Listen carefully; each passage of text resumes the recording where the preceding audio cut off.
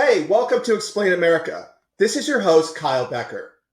Another attack on a prominent Democratic politician, Pennsylvania Governor Josh Shapiro, a potential 2028 contender no less. And despite what the mainstream media would have you believe, the suspect's motives may not fit the narrative.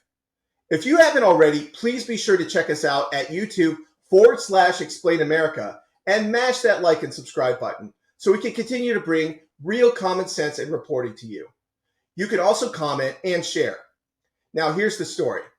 Pennsylvania Governor Josh Shapiro and his family were asleep inside the governor's mansion when it was set on fire just after 2 a.m. on Passover weekend. The suspect didn't run. In fact, he turned himself in and told police exactly why he did it. So I can confirm at this point, as we put out already, we are conducting an arson investigation and we're conducting an attempted homicide and aggravated arson investigation. That is the paradigm that we've operated in.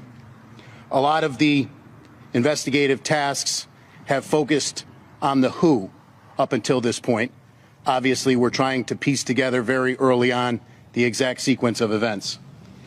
We were late in coming out here because we were getting rapid information as it was occurring, and I'm pleased to announce that we do have an individual in custody.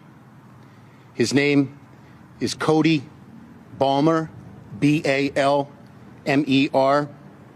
age 38, with a Harrisburg Post Office address.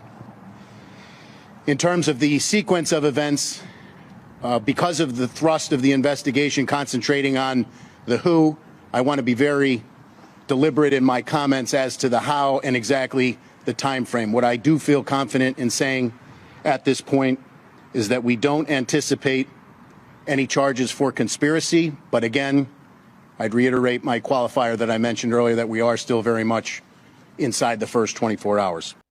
We at Explain America brought you that breaking news on Sunday. Now we have more information about why the suspect allegedly did it. But of course, we think there's more to the story. 38-year-old Cody Balmer admitted to police that he, quote, harbored hatred, unquote, toward Governor Shapiro.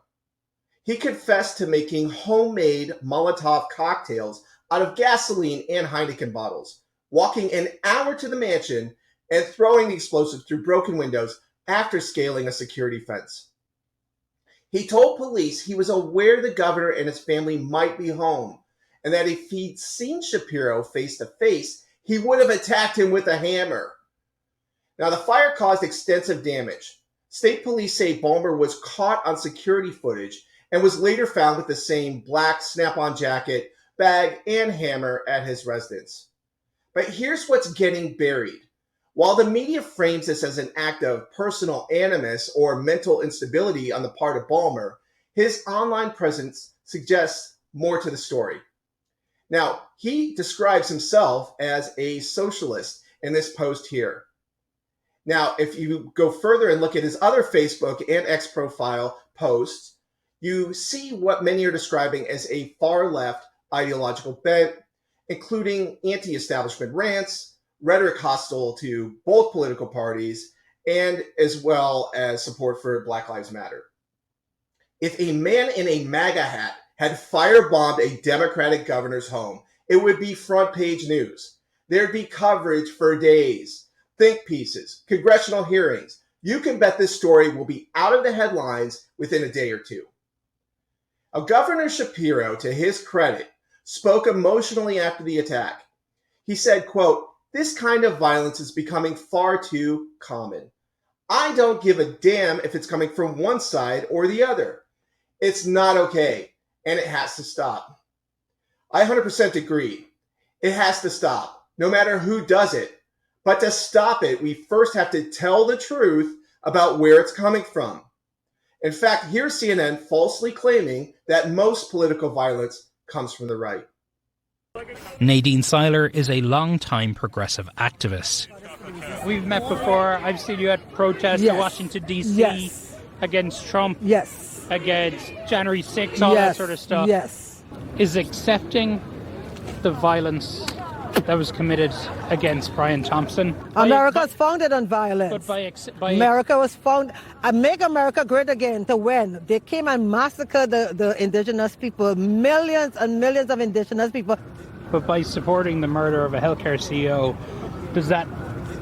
doesn't that make your side as culpable? I don't hear them condemning the Proud Boys, who he said stand by, whatever they start.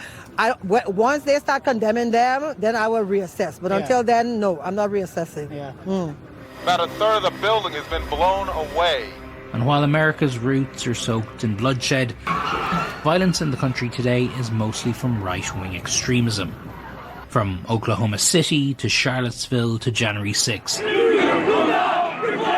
There is simply no equivalent on the left. Unbelievable. This isn't just untrue, but this comes amid Tesla attacks and bomb threats. During the political campaign for the presidency last election, there were 2 attacks on President Trump's life. That's not to mention the mostly peaceful BLM riots we watched for months. The narrative just doesn't add up.